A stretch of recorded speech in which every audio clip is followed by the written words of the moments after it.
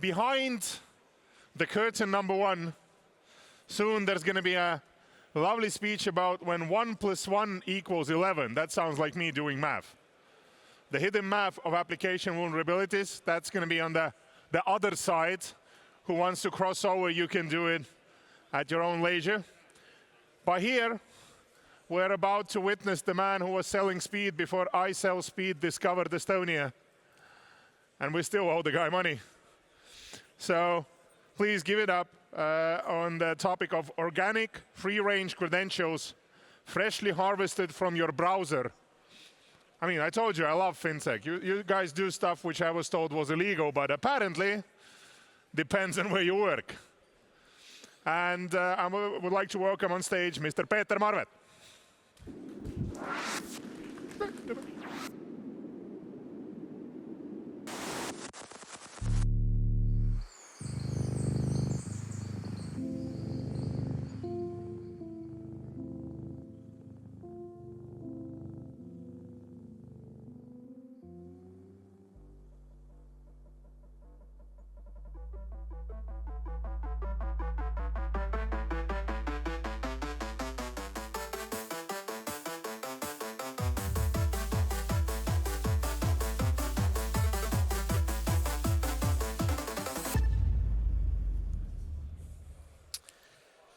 So, hello. Oh, it's very strange to kind of like hear only noise and not myself, so I do hope that you are actually kind of like hearing me well. Oh, cool. So I'll take these off. Anyway, today's topic actually came to me when I was preparing for a WordPress meetup, and I decided I need to tell them how their sites can be taken over by bad guys. And I needed to have some demonstrations because people usually do not believe without seeing things demonstrated to them. So I started to look around how to kind of like get the credentials which I'm seeing shared on the internet. And that's kind of like the beginning of today's story. My own background, I think most of that can be summarized as been there, done that. And I'm not going to pause on that anymore. And look or think about typical scenario of an incident.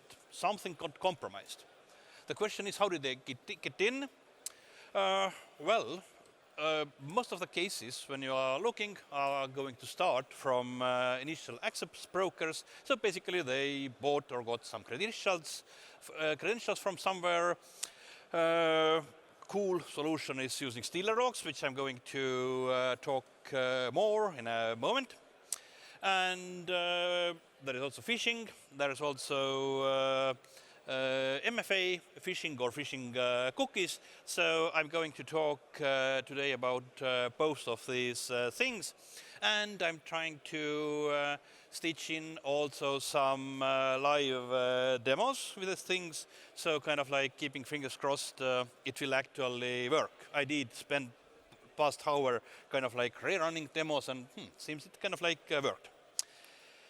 But before we get to actually trying out phishing MFA and dealing with actual people's stolen passwords, quick flashback to past year's Bsides when I was talking about staying legal in the land of dual-use tools, which I'm going to use today. And I wrote that actually you need to have intent to do something illegal. Somebody needs to kind of like find you. You need to have a victim and so on.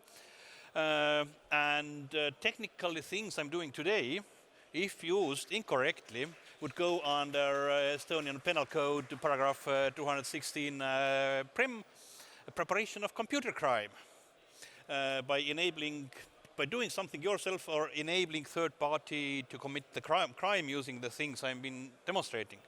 So, long story short, I have no intent to crime.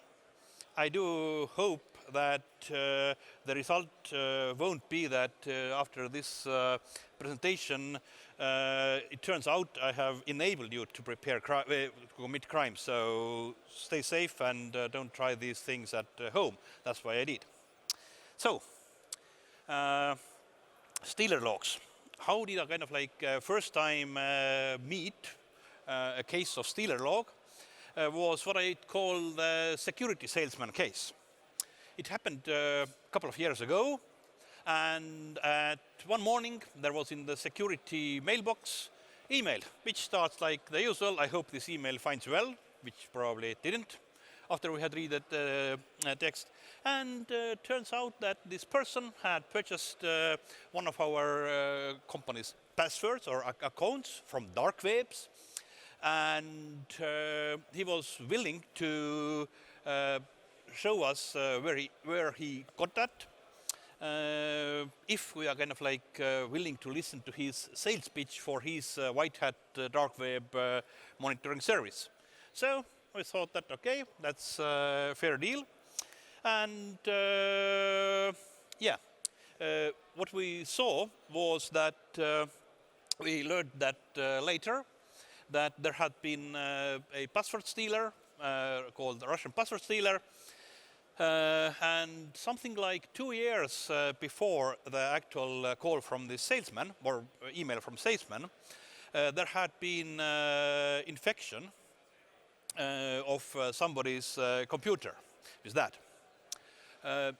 Interestingly, just now 2 years from that time, there was a single login to this account.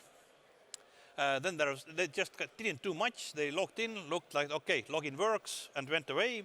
And then 10 days later, there was next login. And then soon after that was the email from the white hat guy. Interestingly, it was very professional. So he kind of like didn't do too much snooping around, because that way we could probably be more interested in suing him than cooperating. And I've also found the same thing with different, so to say, big bounty hunters who are contacting you to tell that there is something in your systems. I found that they very nicely just kind of like touch minimal amount to prove that there is the vulnerability and don't go around. Very cool. Anyway, turns out that how he found the credential. He was scoring probably the Russian market, selling some similar site where you can search by company name, you can search by industry, by country, by turnover, I think, and things like that. He purchased, I think, such a simple password set nobody kind of like has considered especially valuable. He's going for, I don't know, $10. And that's how he got it. And basically investment of $10 is kind of like, I think, very good advertising spend. Not that I'm promoting that approach, but still. So that was kind of like the first thing which got me thinking that, okay, I need to talk more about these things and see myself how it works. Because, everybody kind of like has heard, hopefully, about stealers, but how it works. Another thing I've been looking and seeing going around, like I think the last one was like 16 billion lines of emails and passwords, is what's called URL, URL URL login and password collections. And how did that thing come to my life?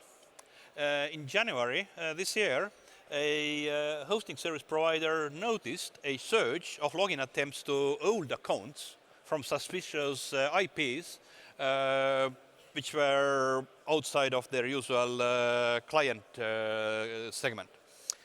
And it also did match the similar pattern they had seen about a year before that actually did result in compromising one of the clients and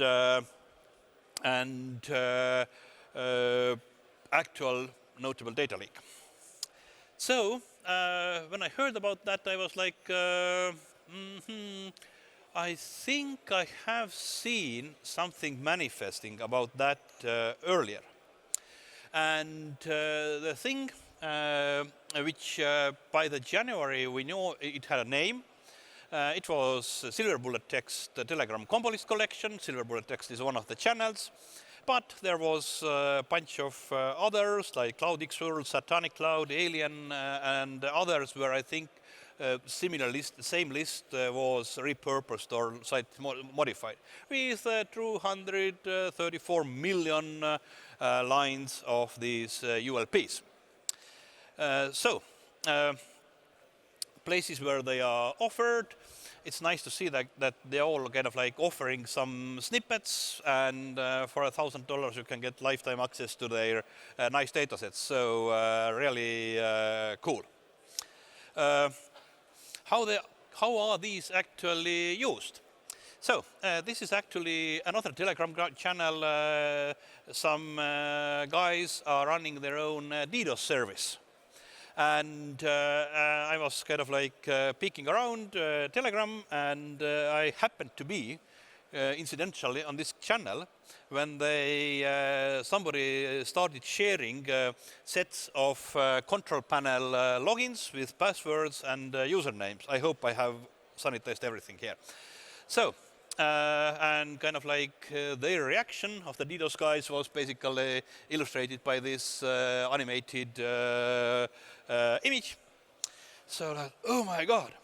The next thing was that they actually logged into some of these and found out that, oh, this one has like, I don't know, 1 terabyte of traffic completely unused. Can you imagine? All of these have unused traffic. We can set up our DDoSing tools on these servers and kind of like make fun. So, and that I understood that I had seen that actually in the December, and I understood that next time I see something like that, I need to contact, at least in Estonia, all possibly affected similar people, because here are kind of like whatever hostings, but I know exactly same kind of attacks reached Estonia a bit later with admin panel logins, or like self-service logins. So the question is again, how the heck did they get these lines? There is old story about all of these leaked passwords and emails, but these won't have actually URLs of hosting panel logins. And these panels were also kind of like so kind of like diverse that probably also the idea of using whatever password spraying attacks of existing accounts won't work there else. So what it was most probably was, it was the massive amount of things that they had gotten from browser password managers, or perhaps on the desktop, because people tend to keep their passwords.txt files there. When I was talking about that in some more private setting, people said, no, but you know, from the summer 2024, Chrome is much secure. So there can't be any more of these things. These are all kind of like old data, and we are now safe. We can now again use Chrome password managers and things. Well, this is actually, I think, the time when Chrome became secure was probably somewhere like here. And what we are seeing is that one of the stealers, Lumma, kind of like got percentual boost after that. So basically the question was that Chrome came out with a better security for your passwords and cookies, and how long did it take? So this is actually Lumma Stealer's post on accesses.is, let's say, hacking forum, cyber criminal forum, however you call it. And it was in the middle of September last year, and they said that things have changed and kind of like we are working. This is kind of like very like, I would say, professional reporting. We have had an incident. Chrome has improved their security. So, okay, this is what we are going to do, 5 points, and so on. And I especially kind of like that they actually kind of like real business people. So, and while we are looking for a solution, we believe that the only right decision is to suspend sales. So kind of like real kind of like things we are not often seeing from big companies doing the same thing. Did CrowdStrike stop their sales? Not sure. Anyway, that was 12th. 17th. Okay, they are having already app-owned cookie encryption bypass on new Chrome updates. So yeah, kind of like 5 days later, the situation is now normal. Everything has been stored, and we are also releasing a bunch of new features. 19. 2 days later, more. So 1 week from the original kind of like thing that okay, we need to stop sales. So, and by that time they had a new method that did not require admin rights and or restart, which kind of like, simplifies all of the process. And from that on, we probably come to the place where the Luma stealer took off and got to be one of the preferred stealers by people dealing with stealing things. Aha, then there is kind of like more. Again, and this is already this April, but kind of like the updates are going on. What then happened on May, I think 21st, it happened that Luma Stealer's infrastructure was taken down, domain seized. Europol had a press release, kind of like, so we have disrupted this bad operation, and the guys were back in a couple of days. See you soon. This is from SpyCloud. SpyCloud is a company who is active on the side of the previous graph was also from SpyCloud. What they are doing is they are monitoring all of the leaks. They do have a pretty nice insight, I'm not supposed to know how, into getting these stealer logs. So apparently they are monitoring all the time what kinds of stealer versions are active. So this is now interesting. So you might think that this was the day where it was takedown, but no, there was some kind of other hiccup on the systems. I haven't found out why it was down. Maybe it's just, I don't know, some public holiday in Russia or whatever. No, it should a bit before. Anyway, so this is the effect of actually taking down 2,500 domains. And it's back. And kind of like it did go down for summer. I think it's probably up now again. Unfortunately, I didn't see more recent graph. I have I've seen also more exact graph, which again basically had this like 1 or 2 days where Luma went down and kind of like up again. So these things are working. So the next thing I was started asking myself is, okay, I know these Luma guys are doing these things, and how easy would be for me, presuming I would have a criminal intent, to get myself some stealer logs. So where would I start? Well, usually kind of like the cool things to do things. Okay, please don't go these places. They might turn up badly on your CVs, because the fun thing about criminal forums is that they occasionally, the guys there kind of like get into fight with each other, and they leak databases and things. So I think this is now, this is from BreachForums version 3 or 2, and the previous version was leaked with much drama. So kind of like including all of the database of users, their IP addresses and so on. So please be careful when visiting these things, or better don't.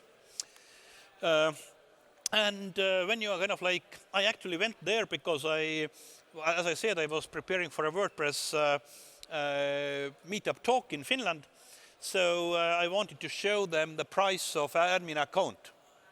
So in bulks it's 50 cents, and kind of like if you're buying WordPress admins, it's $2 per piece. So if anybody kind of like has their own website, so that's the price of that.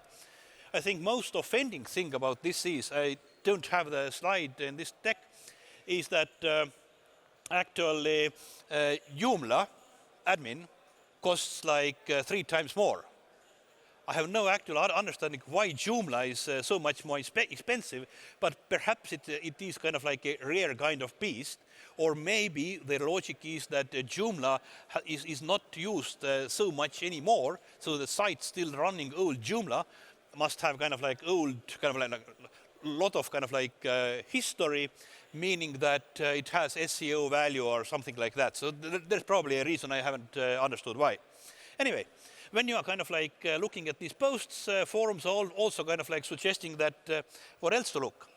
And from these places, I actually found a Telegram channel, which I have masked the name to kind of like, because otherwise you would go there and probably cause overload to Telegram servers with that.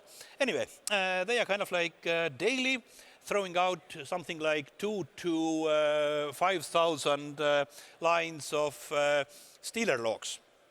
It is free offering, so I think it's notably low quality, but for purely research project, I think it was worth looking at that.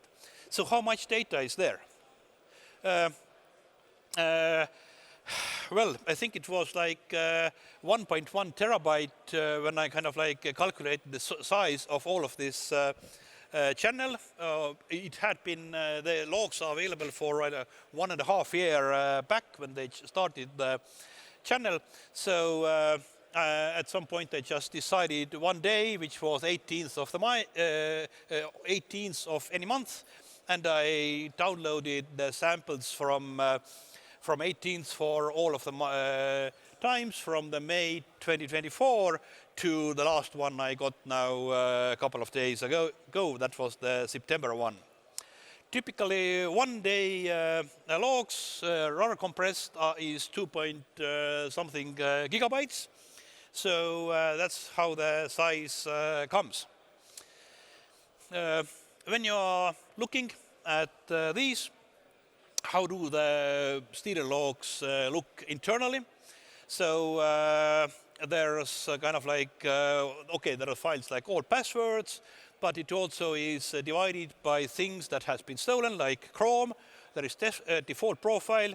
It is a question why somebody has had 15 profiles on their system. I haven't kind of like found good reasoning. Maybe it's a shared computer, maybe something in school or something like that, who knows. Anyway, when you're going deeper, you're going to find, for example, here's the full Telegram data, which I think can be used to kind of like get access to a Telegram channel. There's OpenVPN, I think Proton VPN, other VPNs. This one was some Brazil network operators VPN, which was in this file. And this is kind of like just manually assembled from different sources to show the variety of things. SSH access. Unfortunately, all of the IPs were from 192, 168 range, so some internal hosts, and so on. Wallets, crypto wallets, cookies, credit cards, and all other things which kind of like turn out on these. And with cookies, I kind of like the first thing I actually started counting and looking was the amount of WordPress admin cookies, and okay, we can start getting the sessions. So, but I had, I think it was, I have currently my test set, which is this 17 days. It's total 50-something thousand different logs. So I did what everybody does. I started vibe coding, asked apparently Cloud4 Sonnet, to write me something that takes this sample data and writes a parser and then sends everything to Elastic. So what I got, 53,000 files, 30 gigabytes RAR and 91 gigabytes uncompressed. I actually had thought that the text decompression rate will be kind of like, I was expecting like to get, let's say, 8 times, but only the uncompressed size is 3 times the compressed. So anyway, thinking about that, I could manage also parsing all of these 1.1 terabyte into my nice small Elastic. And now let's see if we can kind of like find the Elastic also. So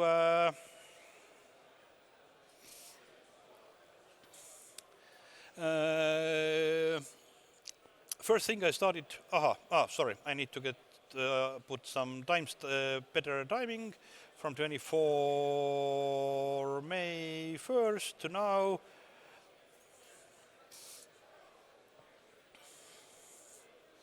It's running on a very small NUC, my, let's say, home lab kind of computer, so it takes a bit of time, but it will soon calculate us and show that, interestingly, these logs don't have anybody from, almost nobody from Russia,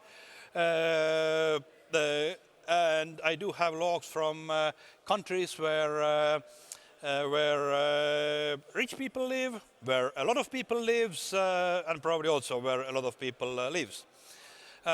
Again, speaking about the browsers, it seems that despite the Chrome has been updated, it's very popular.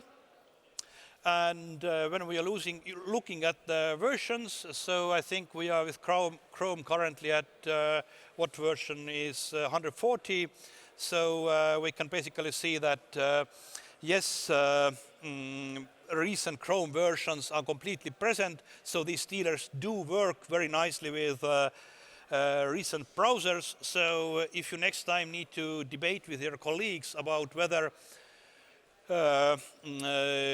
using Chrome's password manager is safe, I know there have been very lengthy discussions about these. Show these slides and tell kind of like that, maybe you need to rethink your attitude.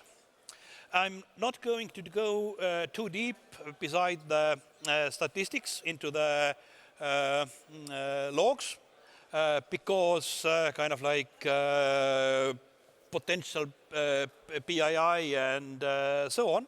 But I'll show you a couple of searches which I kind of like started doing when I got the idea of what's going on there. So first one, let's enable for a moment the view of I need to also see that we are looking at passwords. And okay, I'll let's try doing like that. So this is now what has been stolen from some Estonian users. Fortunately, there is not much, but you are going to immediately see that the kind of accounts are mostly related to gaming. And this is also what we have seen in my professional life, is when we are looking at cases when somebody's account has been compromised, or somebody's account has been used to compromise a system. When it turns out it has been in stealerlogs, we are always going to find from the same computer's stolen credentials also things like Roblox. I think Roblox is basically the malware delivery system. Prove other ways, but that's what we are seeing from the logs.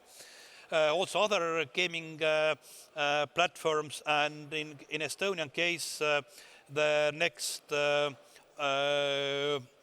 common thing to see is things like e-kool.eu, or I'm not sure if I'm finding also here in some earlier case I was also seeing a particular name of Estonian, Haapsalu Muusikakool. So somebody is kind of like going to that school and so on. So that's kind of like what gets, how these things happen. Often parents do have their working credentials in their home computers. Kids are using these at the same time. So kind of like most dangerous thing in your life is your kids. Kind of like how can you protect against that? I think the easiest thing is to not exactly that not have kids, but perhaps kind of like have a separate account on your computer. So kind of like it usually does help. So I see I'm kind of like soon running out of time. So I'm not going to do more demos, but if anybody during the Q&A wants to ask me to look up some data or during kind of like coffee breaks during day, feel free. We can kind of like see if your conceptions about what kind of passwords there are is true, but cPanel, WordPress admins, these Cisco AnyConnects, web-based clientless VPN logins, which have something like plus C something plus, all of these are there present. You search for VPN, you get VPN, kind of like it works very nicely. And for phishing case, this is actually kind of like a real phishing site, which is teadeintrum.com. So it's probably pretending to be some kind of like, I think Intrum is incasso company. So getting your monies. So this is actually classical phishing, but my interest was to see how actually well I can use against these things man-in-the-middle phishing, like with something called evil jinx, which I know is pretty well respected by red teams and also perhaps blue teams, because there was a discussion about kind of like effectiveness of training. Evil Jinx 2 plays very nicely with GoFish, where you can kind of like send out your play phishing campaigns. I'm not sure that it's actually kind of like thing you need to do, because somebody from an Estonian company yesterday told me that if all of this play phishing worked, it would have already eliminated the problem of phishing, but people still are going there. But anyway, it's kind of like usable. So I decided to try out this in a way that what could be a cool target, and I found that Estonian public and kind of like government SSO service TARA has a very nice demo environment, which has for demonstration and testing purposes. So what I'm doing here, I'm doing exactly what this environment is meant for. I'm doing demonstrations and testing, so it ought to be completely legal. For that, let's see, I do have here a actual Evil Jinx instance, so I can run it and it should be up. So now this is the official site. I do have here, let's see if it works. Yeah. So I do have here also now the hacked version. So what it's doing, it's man in the middle. So my server at hack.de, which is running behind Cloudflare, like everything, somewhere in the digital ocean, is sending the request to of official site, doing some kind of like small replaces with parameters like domain names and host names and so on, and serving it here. So what I can do now is I can I have been blocked. Any idea why I might have been blocked?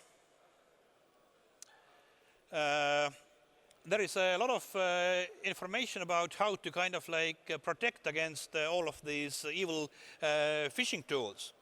And there's apparently something called JA3 hash, which takes different parameters from TLS session handshake and calculates a number and comes to kind of like this set of parameters and actually the hash from that. So, with all of the demos, it's kind of like a problematic. It doesn't work so well. So why don't we kind of like change our TLS fingerprint? There could be different solutions. I just picked the easiest one. I'm running the MITM proxy on my system, so I tell here to enable proxy. Proxy enable. Sorry, the demo stress. I need to get back in and let's see what happens. I'll to be sure it works. I'm using new incognito window and going back, and let's see if it works. Yeah, it works very nicely. I'm on the test instance. So with the test instance, the cool thing is that I can use also the test smart ID. I don't need to use my own. It takes like 4 or 5 seconds while it kind of like simulates that somebody is kind of like entering their code. And voila, I've logged in. What I see now from that side, I do see that the data has been captured by the MITM phishing. So I can see what kind of sessions we have here. Seems I have been preparing well. So I think we need to have sessions number, the latest one is 6, which has credentials. It has also very nicely my set of cookies. So if I do here, let's go back to the official site. I'm not logged in. And I just add the cookies, and let's see, it redirects me nicely into the actual login page. So it turns out that it works very well. So for me now the next question is that, let's see, can we actually kind of like see, does it work on the public side?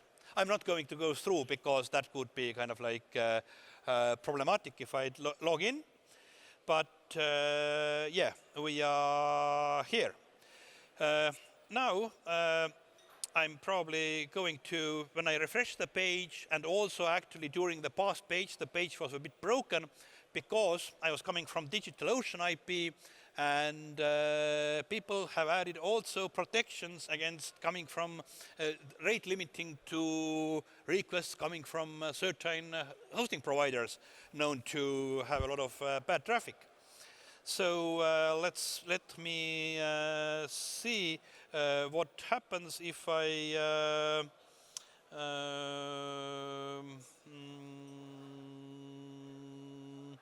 I do hope I have kind of like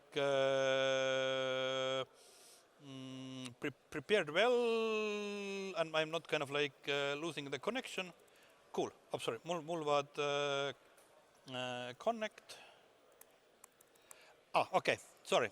This time I managed to completely screw at that point, but technically adding just one more layer, going through proxies and so on, kind of like gets past these protections. Why I am showing these things is that this is most probably, and again monitoring their discussions and what they are discussing, the fishers are discussing on Telegram channels and elsewhere, they are discussing exactly these kinds of things.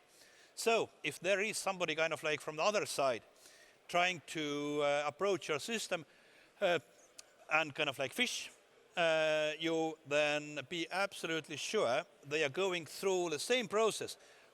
This one didn't work. What might have been the thing they have been using kind of like to protect these things? Okay, let's try this thing. Let's take another thing from a toolbox and go on. So probably getting through most of your protections by people who are well motivated, given that you are an interesting target, will be probably more like a question of minutes, not than days and hours. So the moment you are getting people interested in you, to kind of like be active enough to have hands on keyboard, then it will be on your side also kind of like going deeper and learning more, and probably also hanging out to the bad guys in Telegram channels I suggest doing that also kind of like in not so public way, and kind of like learning their tricks of trade. Now, yeah, we should have kind of like gotten through also with that, but we didn't currently. As I showed you, with a kind of like there was a couple of protections to get through. So I also did another side of self-phishing. So I actually set up an Nginx server which logged everything, including headers, to see what is actually visible on the side of the attacked site. And I found that turns out these tools, especially as they are also meant for red teaming and kind of like legitimate use, do have some kind of Easter eggs. So turns out that I'm actually manifesting that I'm running evil chinks on this particular site. So kind of like going that far as to actually block me by one JA3 hash might be kind of like having a filter that could be designed better. Of course, another thing which is in these cases always said to me that, but maybe somebody is monitoring the logs and using this thing to detect more of the JA3 hashes. Possible. Anyway, I have kind of like shown too much of my logs, or too much of my infrastructure. I'm seeing kind of like the next thing again here. I'm seeing the site which is kind of like being fished and so on. Kind of like one of the interesting things I'm kind of like always looking at is favicons, because some people forgot to have favicons, like me in this case. So browsers do ask for them. And I'm having also the referrer where it's coming from. And another cool thing, because as I said that people, the bad guys tend to be behind Cloudflare, you might be behind Cloudflare as well. So how do you kind of like detect that there is two Cloudflares and somebody is kind of like possibly trying to use man in the middle?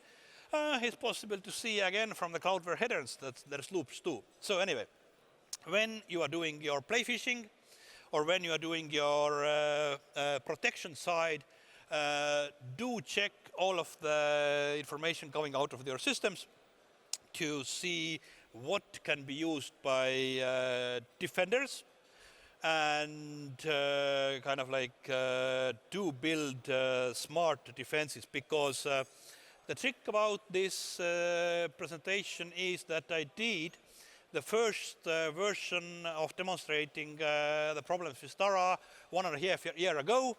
I think it was in May 2024 on RIA Cyber Meetup. So kind of like everybody related was there, and seems that it's not gained too much interest to have the whole plugged.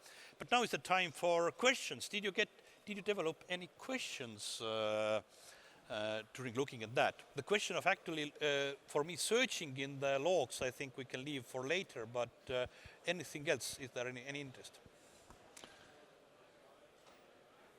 Oh, here we go. There's a question right over there. Mm-hmm. Oh, there is. Oh. There's one there, and thanks for the cool presentation. First thing, we understood that don't use Chrome Password Manager. Yes, sir. Exactly. And, second thing is, what's other browser engines like status? Is Chromium only one which? I think in this particular set, I did not see Firefox. Maybe I saw. We can look at the statistics also later, exactly. But Chrome and Edge were kind of like the two ones which were kind of like on the pie chart, the largest one. Opera was definitely also there. Other Chromium-based things like Brave. Brave is very secure. No, not in this sense. It still can kind of like leak your password. So yeah, but yeah, and I think there was somebody. There's one there, and then it's Yeah. good. Here we go. Yeah. Thank you for the presentation, really good one. You said Chrome's password manager is was compromised pretty much Immediately. Immediately, yeah. What about any third-party password manager plugins? I think I haven't seen things related to things like 1Password or LastPass there. So these I've been looking because you might have seen somewhere glimpse that I'm using 1Password myself. So I haven't seen these because, and I think the main thing which, again, people are asking that, okay, why are these password managers different, the browser ones? And the question is that browser is made in a way to make storing these passwords very easy and kind of like using these passwords very easy, so they are not locking.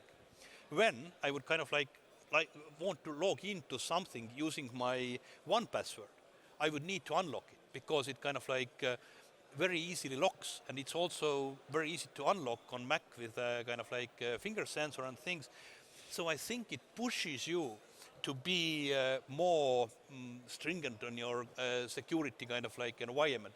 It kind of, if things are automatically locking, kind of like it's difficult to steal. If they're always open, then kind of like the stealing is very easy. So I haven't. I think in some stealing kits I have seen references to possibly KeePass, but it was more like kind of like stealing the KeePass file and then kind of like thinking what to do with it later, probably brute forcing, and kind of like that's it. So yeah, but okay, I think there was Right here. Yeah, thanks, Peter. Actually, the previous attendant stole my question, so I have to pose another one. Okay. The question is that you uncovered the Chromium. What about this other myth that Linux and Mac OS is more secure? What is your comment on that? From the side of attacks,